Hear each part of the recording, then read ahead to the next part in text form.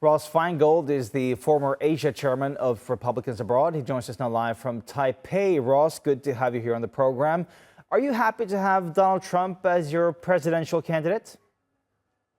He's clearly the preferred candidate for the vast majority of Republican voters, and this was established during the primary season. There was, as your report pointed out, there were some challengers in the Republican primary like Ron DeSantis and Nikki Haley, but they were vanquished by an overwhelming majority support for Donald Trump. So the party is clearly Trump's party. He's installed leadership in the party, and he easily won the nomination. And now it's for him to win or lose the presidential election. So what about his pick for VP, JD Vance? Do you think he represents the right values for the party?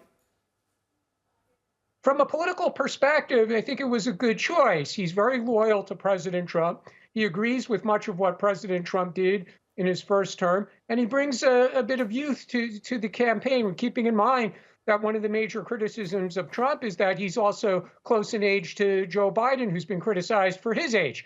So bringing in a 39-year-old certainly brings some youth, a new generation to the campaign. A lot of people already talking about JD Vance being the successor to President Trump 4 years from now. I mean, I think that's extremely premature. There'll be other people who want the job as well. But it does have some really good qualities to balance out the ticket.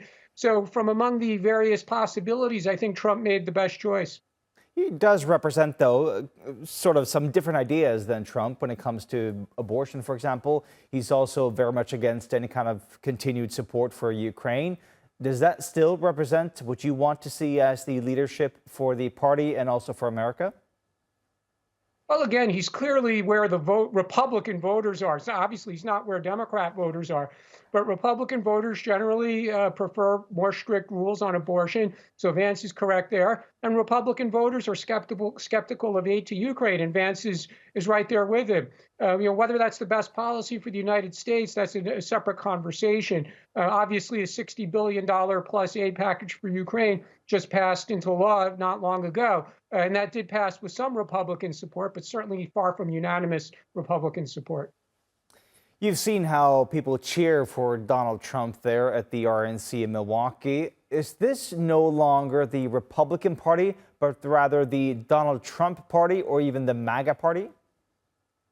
I think that is fair to say. Some people are going to be critical of that. But again, Donald Trump has enthusiastic support among Republican voters. He demonstrated that in the primary. And we also see that in the first few nights of the convention, that there's just overwhelming support and enthusiasm.